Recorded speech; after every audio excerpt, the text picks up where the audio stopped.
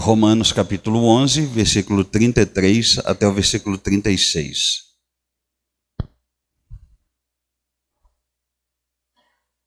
Todos encontraram? Amém? Muito bem, diz assim a palavra do Senhor. Ó profundidade da riqueza, tanto da sabedoria como do conhecimento de Deus.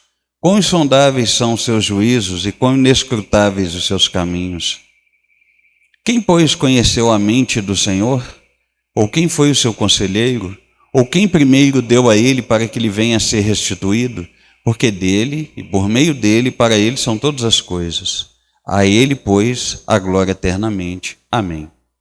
Ó Pai, em nome de Cristo Jesus, nós te damos graças pela tua bondade e a tua misericórdia, pelo privilégio que temos, ó Deus, de te louvar, de render graças ao Senhor, de te cultuar, de celebrarmos, ó Deus, 6 anos que essa igreja local, meu Deus, celebra, de, ao mesmo tempo, ó Deus, nos alegrarmos, porque falaremos de um princípio doutrinário, o Soli Deo Gloria, que talvez seja o mais importante de todos. Todos os demais culminam nesse, todos os demais apontam para esse, como um princípio que pode ser praticado. Então, muito obrigado, meu Deus, pelo privilégio de refletirmos essa noite na tua palavra. De fato, fale conosco. O Senhor já preparou o nosso coração no período musical, e que sejamos edificados e fortalecidos para a glória do teu santo nome, em nome de Jesus. Amém, meu Deus. Bom, queridos, sintam-se à vontade, podem se assentar. Quando nós estudamos a carta do apóstolo Paulo aos Romanos, eu fui incumbido de uma responsabilidade assim tremenda, né? Pregar no aniversário da igreja e ainda falar sobre o Soli Deo Gloria. Pois bem, quando a gente estuda Romanos, a gente pode dividir a carta em 2 grandes blocos, digamos assim, 2 grandes blocos textuais, e aí é claro que cada bloco desses segue a sua subdivisão.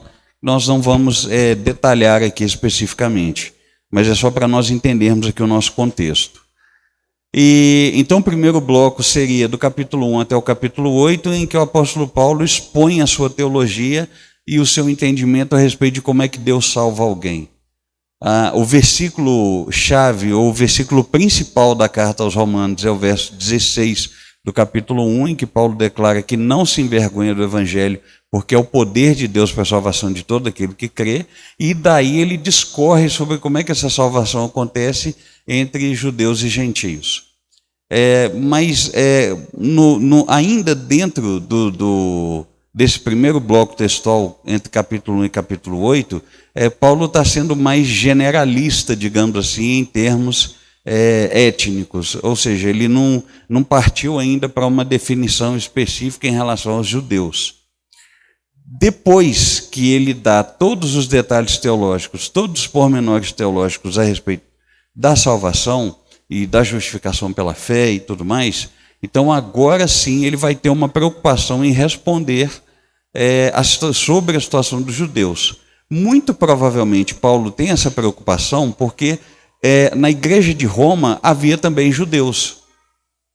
É muito interessante olhar para o contexto da igreja do primeiro século, porque quando a gente fala igreja do primeiro século, todo mundo acha que é uma igreja só, que ficava em Jerusalém, era regida pelo Tiago, e então pronto, acabou.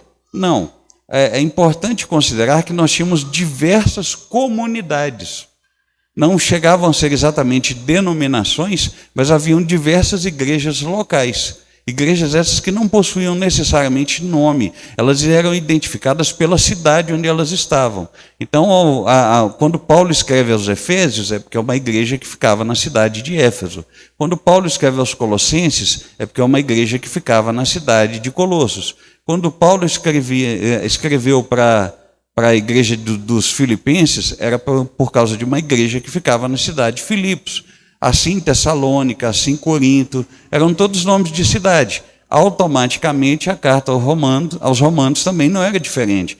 Era uma igreja que não havia sido fundada por Paulo, que estava em Roma, E Paulo havia manifestado seu interesse de passar por Roma para que ele não apenas conhecesse os irmãos, e como ele mesmo coloca no capítulo 1, ele pudesse distribuir dons entre os irmãos, isto é, ter aquele momento de comunhão, ter aquele momento de cultuar junto, ter aquele momento de evangelizar juntos, já que ele se devia devedor de todas as pessoas a respeito da pregação do evangelho, mas ele esperava que a igreja de Roma, como outras igrejas, levantasse então ofertas para que ele pudesse custear a viagem missionária dele para a Espanha.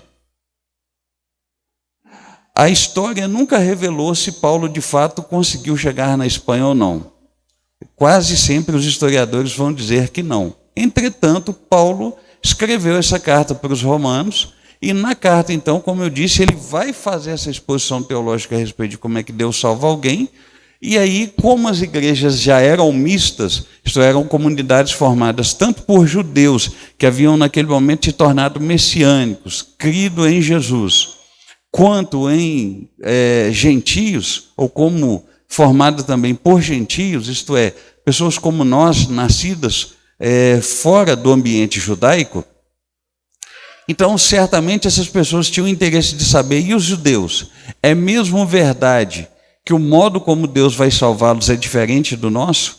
Isto é, pelo simples fato de eles serem judeus, eles já estão salvos?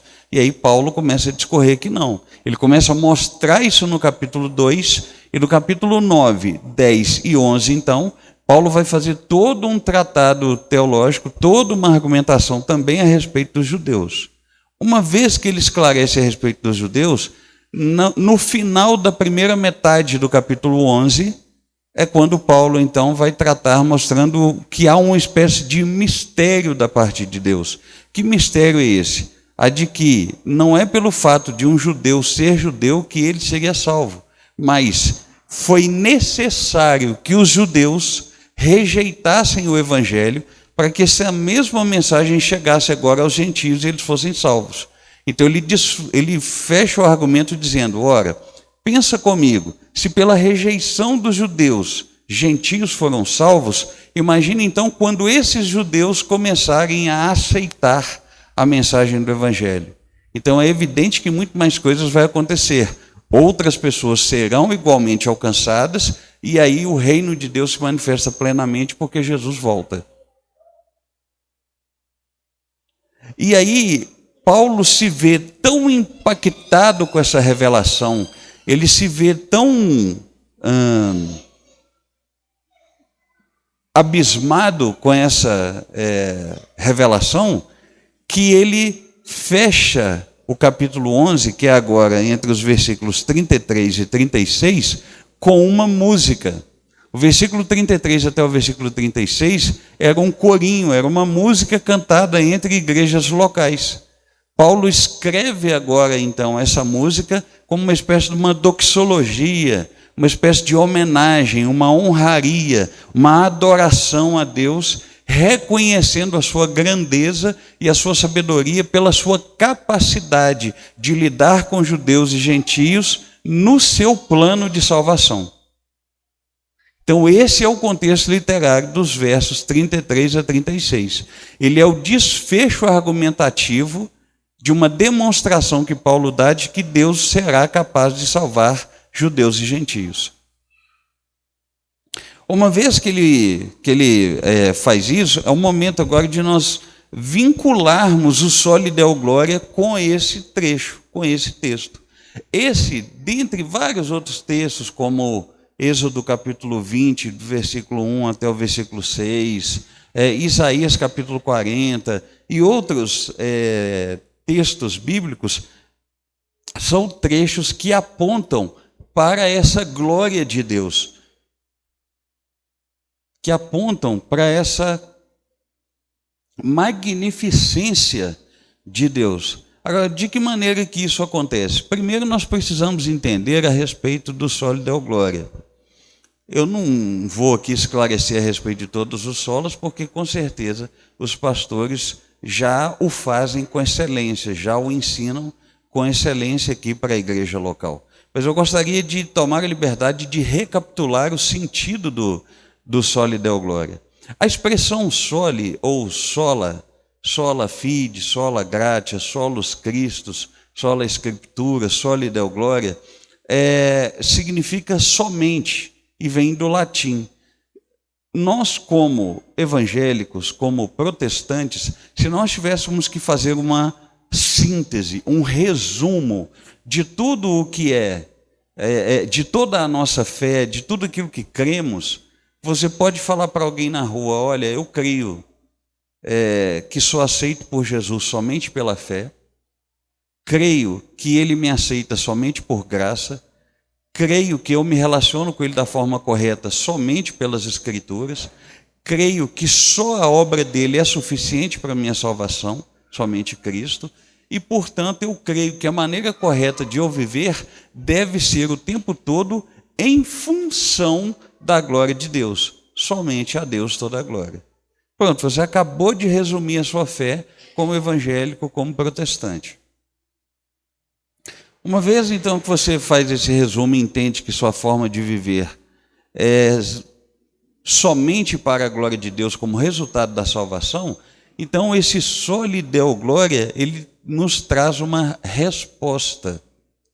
Quando a gente vai para o Catecismo Menor da Confissão de Fé de Westminster, de 1642, 46, uma coisa assim, a primeira pergunta do Catecismo é a seguinte, que é um livro de perguntas e respostas, cujo objetivo era a doutrinação da Igreja reformada dentro dos princípios da Palavra de Deus. Qual é a finalidade do homem? Isto é, o objetivo da existência do homem. E a resposta é a seguinte: a finalidade do homem é glorificar a Deus e se alegrar nele em todo o tempo. Essa é a resposta. Então, se alguém perguntar, para que serve os solas? Os solas servem como resumo da nossa crença, e eles servem como respostas a princípios fundamentais, princípios existenciais para nós. Para que serve o soli Deo Gloria? Ele serve para responder o sentido da nossa existência. Por que existimos? Existimos para a glória de Deus e para gozá-lo para todo sempre. Aí alguém pode te perguntar, poxa, mas não parece muito egoísmo da parte de Deus querer que a gente viva em função da glória dele? Eu te diria que não, se você usar a seguinte ilustração. Você tem lá o seu pai e a sua mãe. Hoje você é adulto. Então um dia seu pai te deu comida, te deu casa, te deu roupa, te deu um banho quentinho, te deu cobertor, te deu uma cama, te deu um teto para te proteger do sol e da chuva, do calor e do frio. Ele te deu escolaridade, tudo aquilo que estava ao alcance do seu pai e da sua mãe fazerem por você, eles fizeram. Aí você alcança a vida adulta e eles então dizem, olha, a partir de agora, como você vai caminhar com as próprias pernas, eu queria te pedir uma última coisa, meu filho ou minha filha. Ande conforme os princípios educacionais que eu e sua mãe, ou que eu e o seu pai te ensinamos. Se você conseguir andar com esses princípios educacionais, você vai nos alegrar. Então, quando Deus pede, ande conforme a minha glória, conforme eu sou digno, Ele só está te pedindo isso. Que você ande conforme os princípios bíblicos, educacionais, as quais Ele estabeleceu para nós, para que Ele se alegre com isso. Você não ia querer alegrar seu pai e sua mãe? Você iria querer alegrar seu pai e sua mãe? Com certeza você vai querer alegrar Deus. E como é que você faz isso? Andando, vivendo em função da glória dele. Isto é, a partir dos princípios que ele te ensinou, para que ele se alegre, para que ele seja glorificado em cada coisa que você fizer. Seja no trabalho, seja no envolvimento com a economia doméstica, com a educação, na educação dos filhos, no trato do lar, no trato com a esposa, no trato com o marido, no trato com os próprios pais, no trato com os colegas, no trato profissional, o trabalho propriamente, os princípios éticos que te regem. Tudo isso se você fizer pensando em Deus, se você fizer objetivando glorificar Deus, nisso você o alegrará. E aí sim, entrando no texto, note, quando você procura por textos que apontam para a glória de Deus, esse é um dos textos que apontam para a glória de Deus. Ora, em que sentido Deus é glorificado aqui nesse texto? Simples. Paulo vai mostrar que não que é, mas ele vai mostrar nos versículos anteriores como é que Deus decide salvar judeus e gentios. Uma vez que ele mostra como Deus decide salvar judeus e gentios, esse texto aqui agora é um texto de adoração, é um texto de glorificação, é um texto de reconhecimento da sua sabedoria sobre o modo como ele decide nos salvar. Então, só lhe deu glória aqui é algo que pode ser praticado. O princípio só lhe deu glória, a doutrina só lhe deu glória. O parâmetro, somente a Deus toda a glória, é algo que pode ser praticado, e esses versículos nos mostram como. Dividindo, evidentemente, esses versículos em 3 partes, nós descobrimos que na primeira parte podemos praticar o só lhe deu glória, começando pelo reconhecimento de que Deus é sublime. Vamos ver o que diz os versos 33 e 34. Ó profundidade da riqueza, tanto da sabedoria como do conhecimento de Deus, quão insondáveis são seus juízos e quão inescrutáveis os seus caminhos. Quem, pois, conheceu a mente do Senhor, ou quem foi o seu conselheiro? Nós temos algumas palavras-chave aqui do texto que mostram essa glória de Deus, mostram essa majestade de Deus, mostram que Deus é digno de ser glorificado, de ser louvado por nós, em razão de ele ser sublime, isto é, de ele estar acima de tudo e de todos, acima de todas as coisas. Quais são essas palavras? A primeira delas é a palavra sabedoria. Quando a gente vai para o grego, aqui especificamente, a palavra sabedoria significa a noção de habilidade infinita.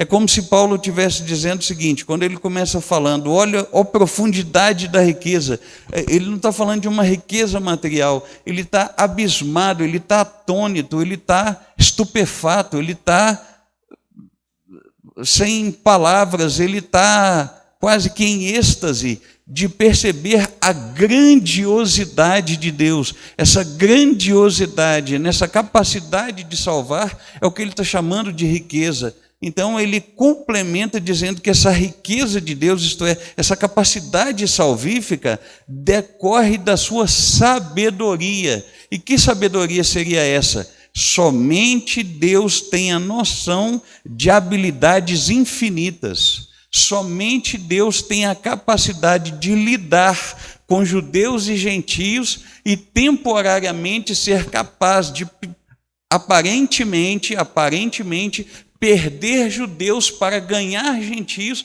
para depois dessa perda ele voltar e ganhar esses judeus, de modo que no final todos, judeus e gentios, sejam salvos através do que Jesus Cristo fez. Paulo está dizendo o seguinte, olha, é impossível que um ser humano dê conta disso aqui. Precisa ser o próprio Deus para lidar com esse aspecto da salvação. Precisa ser o próprio Deus para lidar com a vida das pessoas ao ponto de aparentemente perder para depois de fato ganhar. Além da palavra sabedoria, ele ainda complementa, não é? O conhecimento aqui fica como uma espécie de sinônimo, mas ele não só enaltece essa sabedoria, como ele se coloca na condição de um completo ignorante. É como se ele dissesse assim, olha, é impossível perscrutar o juízo de Deus. E aí o juízo aqui significa uma sentença de condenação como consequência específica. Então quando ele diz assim, olha, quão insondáveis são os seus juízos, é como se ele dissesse assim: eu não consigo entender por que Deus decidiu salvar. Vamos contextualizar e imaginar o seguinte, apenas para efeito de exemplo. De repente, todo mundo conhece o pastor Jader, mas não o conhece como pastor, o conhece como beberrão, glutão, um pecador daqueles contumazes, problemas de caráter e N outros problemas. E ele é conhecido, então, na comunidade como uma pessoa não grata, uma pessoa da qual você não deve se aproximar, uma pessoa de má influência e tudo e tal. E, de repente, ele ouve a pregação do pastor Edmar e se rende a Cristo. Alguém poderia dizer assim: não, Deus gastou a metade do poder dele só no Jader. Agora pode gastar com o resto da humanidade, porque não tem como. Eu não posso acreditar que Deus salvou o Jader depois de tudo de ruim que ele já fez na comunidade, depois de tudo de ruim que ele fez com a família dele, depois de tudo de ruim que ele fez até contra mim. Eu não posso acreditar. E aí o pastor vira e fala: não, mas realmente salvou, ele é uma nova criatura e ele está dando fruto de arrependimento. Eu vou ser o primeiro a falar assim: quão insondáveis são os seus juízos, Deus. Que loucura é essa? Que absurdo é esse que o Senhor decidiu salvar o Jader? Eu não consigo entender por que o Senhor não pronunciou a sentença de condenação. Ao contrário, por meio de Cristo, o Senhor pronunciou a sentença de salvação sobre o Jader.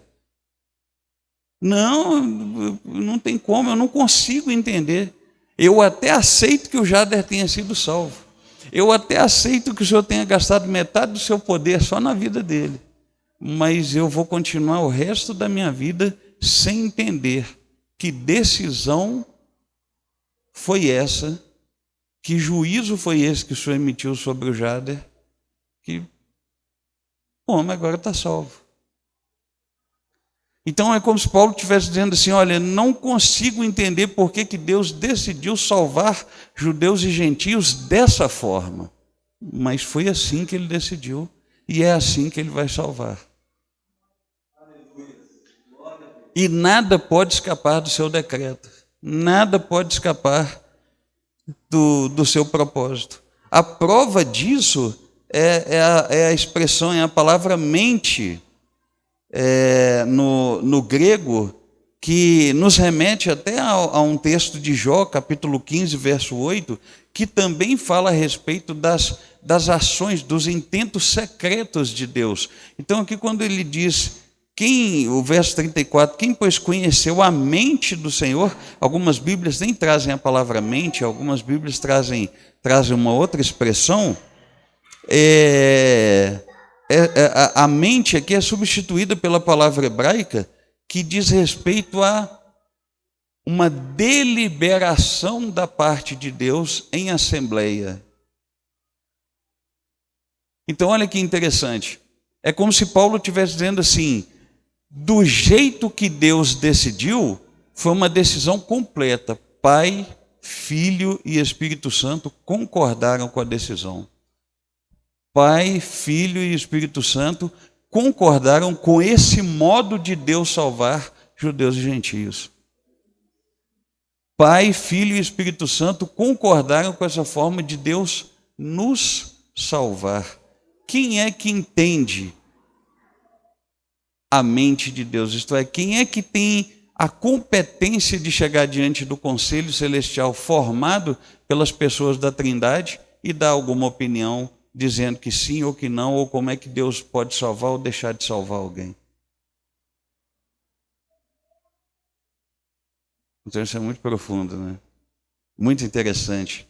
Quando a gente vai para o texto e começa a descobrir essas riquezas. Então, podemos começar a praticar o princípio soli Deo Glória, somente a Deus toda a glória, por esse reconhecimento de que Deus é sublime. Ele tem sabedoria, o juízo dele é único, ninguém consegue sondar, e a mente dele, isto é, aquilo que ele deliberou entre Pai, Filho e Espírito, ele não vai voltar atrás. É desse jeito e pronto. A segunda lição de como é que nós podemos praticar o soli Deo Glória, está no verso 35, passa pelo reconhecimento da justiça de Deus. Vamos ver o que diz o verso 35. Ou quem primeiro deu a ele para que lhe venha a ser restituído? Eu acho fantástico a pergunta do verso 34, que diz assim, no finalzinho: quem foi o seu conselheiro?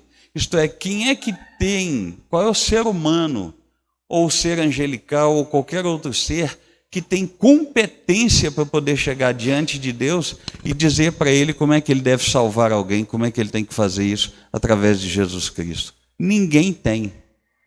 Ninguém é capaz. E aí Paulo agora diz o seguinte: como ninguém é capaz, como ninguém tem essa competência, como ninguém pode ser conselheiro de Deus, então isso só mostra, como ele mesmo diz no verso 35, quem primeiro deu a ele para que ele venha a ser restituído?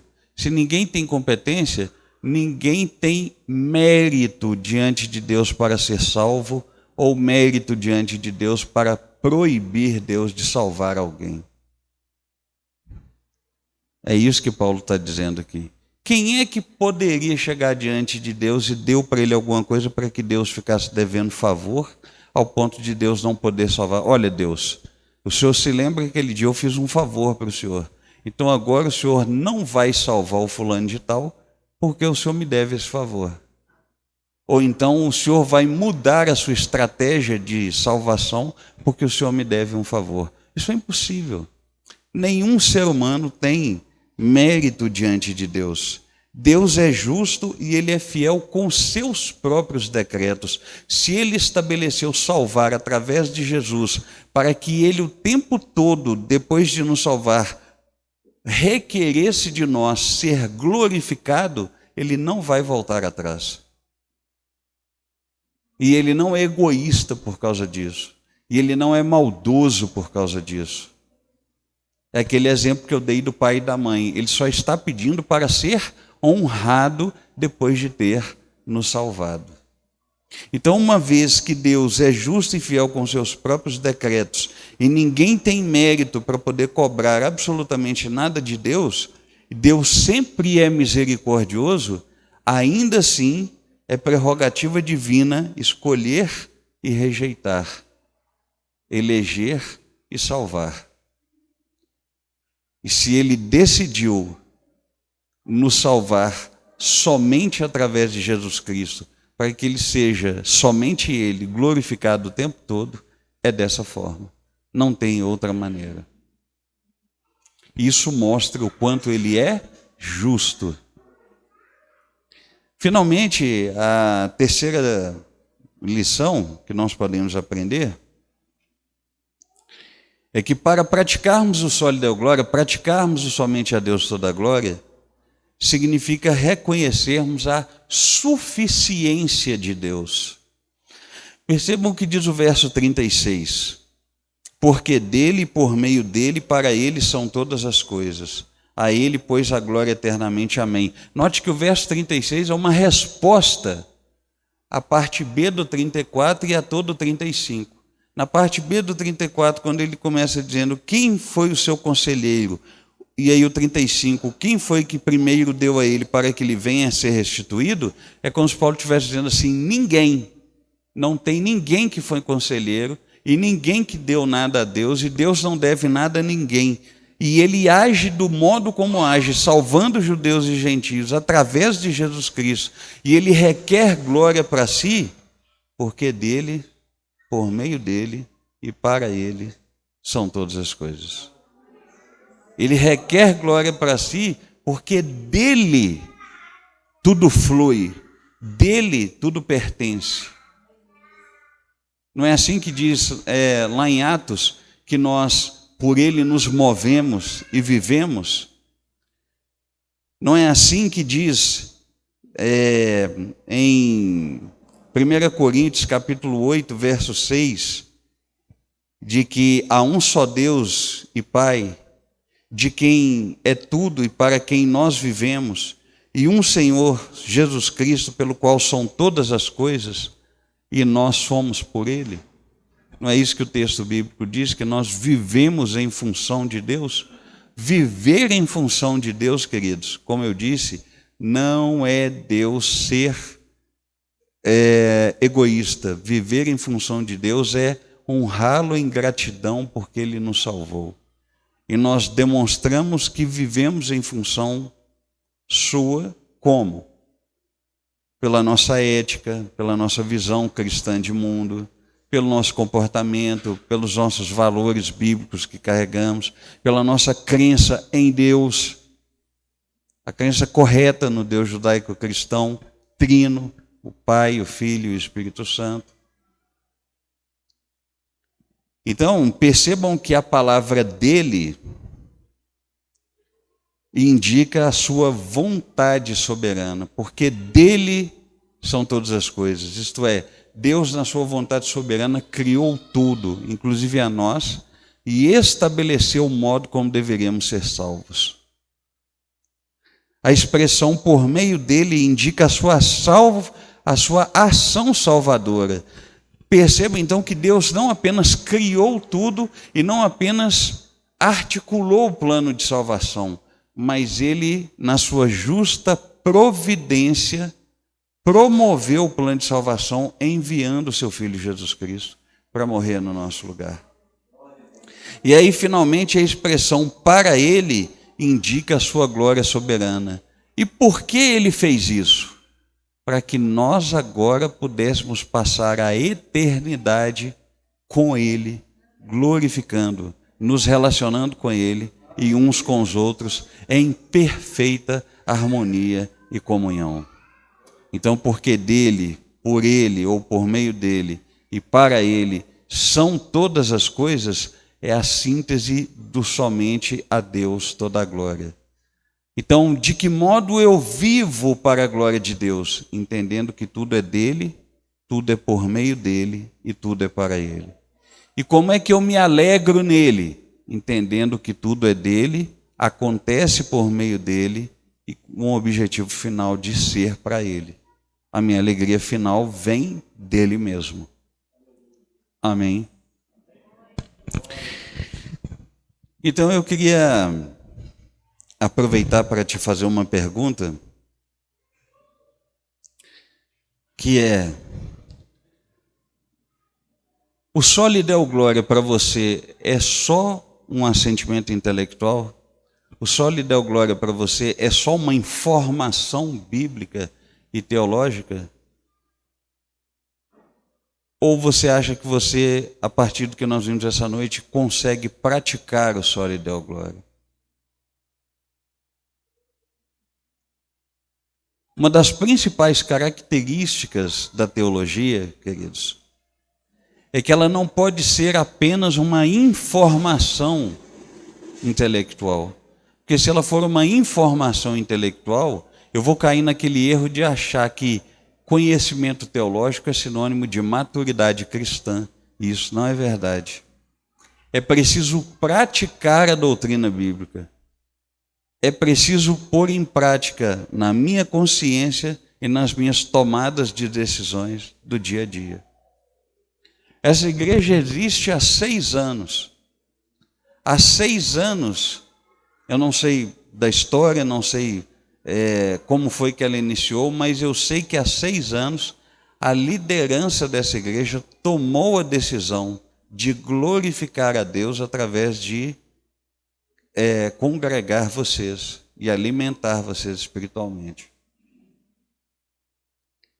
Durante o tempo que você está aqui, 1 ano, 2 anos, 3 anos, 6 anos, se você está aqui desde a fundação, se você é recém-chegado, o importante é que você tome a decisão de, junto com essa congregação, fazer a diferença para que Deus seja glorificado. Para que esses versículos não fiquem só lá no passado, entendendo como é que Deus salvaria judeus de lá e gentios de lá, mas os gentios daqui. Uma das coisas que eu sempre falo com os meus alunos no seminário é o seguinte: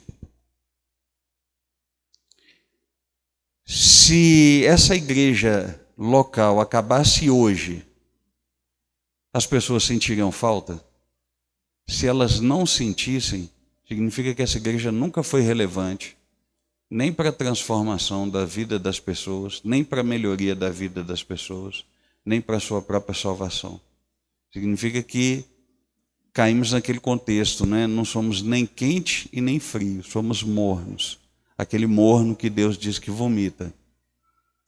Agora, se essa igreja acabar hoje, fechar as portas hoje, se essa comunidade local, essa vizinhança, sentir falta, significa que essa tem sido uma igreja relevante, essa tem sido uma igreja instrumento de Deus para que Ele salve gentios do jeito que Ele determinou salvar, ao ponto de podermos no final dizer que somos esse grupo que reconhecemos, porque dele, por Ele e para Ele são todas as coisas, e aí vivemos o Soli Deo Glória. Amém. Então vamos orar? Vamos agradecer a Deus.